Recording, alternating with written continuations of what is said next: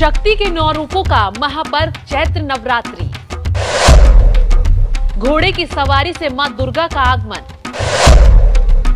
हाथी पर बैठकर प्रस्थान करेंगी माता रानी। देवी का घोड़े पर आना क्या ठीक है? गज पर सवार होकर प्रस्थान करना क्या शुभ है? अब कैसी प्रलय मचने वाली है? देखिए सिर्फ धर्म ज्ञान पर। नमस्कार, धर्म ज्ञान के दर्शकों का स्वागत है। मैं हूं आपके साथ कविता राणा। मेरे साथ एक बार फिर मौजूद है राजपुरोहित मधुर जी। मधुर जी, स्वागत है आपका। सादर नमस्कार जी।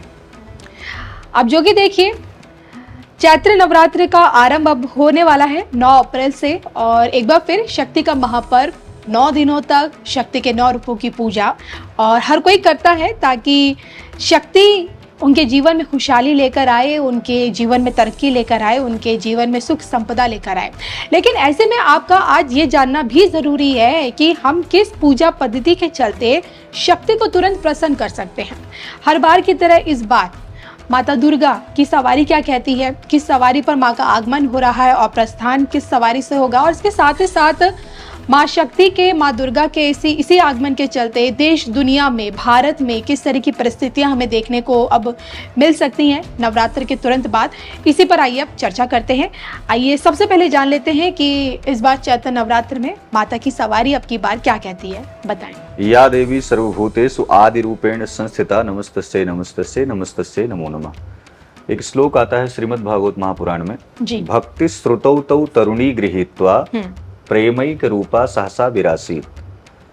आप इस चीज को समझिए कि माँ भगवती की उपासना कब, क्यों, कैसे करें और उस परिस्थिति में भगवती को प्रसन्न कैसे किया जाए। ये सबसे बहुत बड़ा प्रश्न है और मार्मिक प्रश्न है। श्रीमद् भागवत महापुराण का जिक्र मैंने इसलिए किया क्योंकि भक्ति महारानी थी। भक्ति महारानी के 2 पुत्र थे, ज्ञान और वैराग्य। ज्ञान और वैराग्य वृद्धावस्था में हो गए और भक्ति महारानी जो है युवावस्था में बनी रही। तो ये बहुत बड़ा प्रश्नवाचक चिन्ह था। तो ऐसे में भक्ति महारानी को प्रसन्न करने के लिए हम क्या करें कि जो कि ज्ञान और वैराग्य भी युवावस्था में आए, अचेतावस्था में न चले जाएं, और भक्ति की कृपा भी हमारे रूप में, हमारे शरीर में शक्ति के रूप में विराजमान हो।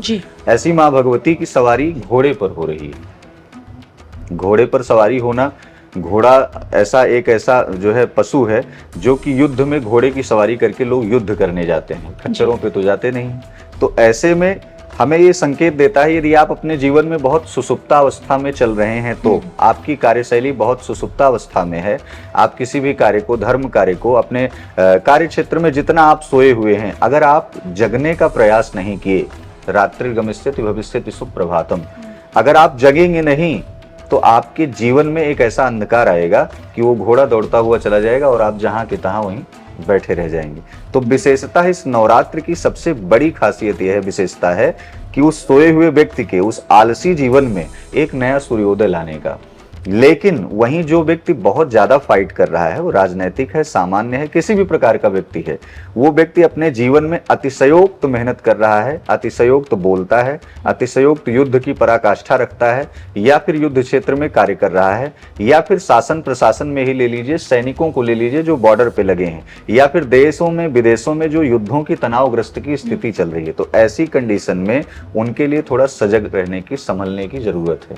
कारण युद्ध में घोड़े पर सवार होकर के माँ भगवती समस्त जनमानस के घरों में, मनों में विराजमान होने के लिए आ रही हैं। तो ऐसी परिस्थितियों में उन्हें संयम से बरतना, उनके लिए संयम बरतना, उनकी आस्था, उनकी कृपा प्राप्त करने के लिए हमें अपने आप को विनम्र करना होगा। नमक से नमक नहीं खाया जाता, लोहे से लोहा कटता है जरूर, लेकिन बहुत रगड़ होती है। वहीं चंदन से जो है, चंदन रगड़ने पर जो है कहीं ना कहीं अनल प्रकट चंदन से हुई, अग्नि प्रकट होती है। तो ऐसी परिस्थितियों में हम पूजा पाठ करें जिससे कि अश्व घोड़े पर सवार होकर के माँ भगवती जो आ रही हैं, शांतिपूर्ण रूप से हमारे परिवार को, हमको उन्नति के मार्ग में वो कहीं ना कहीं एक योगदान दें, आशीर्वाद दें। अब रही बात कि उनके प्रस्थान पर आपको कृपा कैसे मिलेगी। अगर वो गज पे सवार हो करके आती तो गज पे सवार होने पर भी मदमत्त हाथी चलता रहता है। अब आप समझिए कि मदमत्त हाथी जब आता है तो वो भी सारी चीजों को उजाड़ देता है। तो ये परिस्थितियां नहीं बन रही हैं। हाथी पर सवार होकर के माँ भगवती जा रही हैं, यानी कि क्रोध में आया हुआ व्यक्ति और बाद में वो जो है गज पर सवार होकर के वो माँ भगवती जब जा रही हैं तो उस समय जल वृष्टि हो रही है। देवता कभी फूल वृष्टि करते हैं, कभी जल वृष्टि करते हैं। तो इस नवरात्र में जल वृष्टि के भी अद्भुत योग हैं। नवरात्र में यदि बारिश नहीं हो पाई तो ये जरूरी मत समझिएगा कि नहीं ज्योतिषीय गणना, ज्योतिषीय भविष्यवाणी गलत है।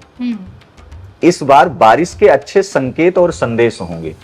जो पिछली बार हो सकता है कि ना रहा हो, फसलों में कमी रही हो, उसके उगने में कमी रही हो, तो इस बार बहुत बेहतर संयोग होगा। तो ऐसे में गज पर माँ भगवती का जाना आपके जीवन में एक सुंदर सी फुहार, एक बूंद, एक ऐसा सवेरा, जैसे कि उस सवेरे जैसे पुष्पों की पंखुड़ियों पर जब एक मोती की तरह वो जल गिरा रहता है और वो रुका रहता है तो सूर्य की किरण पड़ने पर वो कितना चमकता है, वैसे आपके जीवन में जब वो बारिश की बूंदें आएंगी तो फसल के लिए, आपके जीवन के लिए, आपके नए उत्थान के लिए वो एक नया सवेरा लेकर के आएंगे और मोती जैसा, हीरे जैसा वो चमकेंगी, आप भी चमक उठेंगे। बिल्कुल। तो ये तो हमने जान लिया कि किस प्रकार से माँ का आगमन और माँ का प्रस्थान करना हमारे और आपके जीवन में कितनी शुभता लेकर आ रहा है।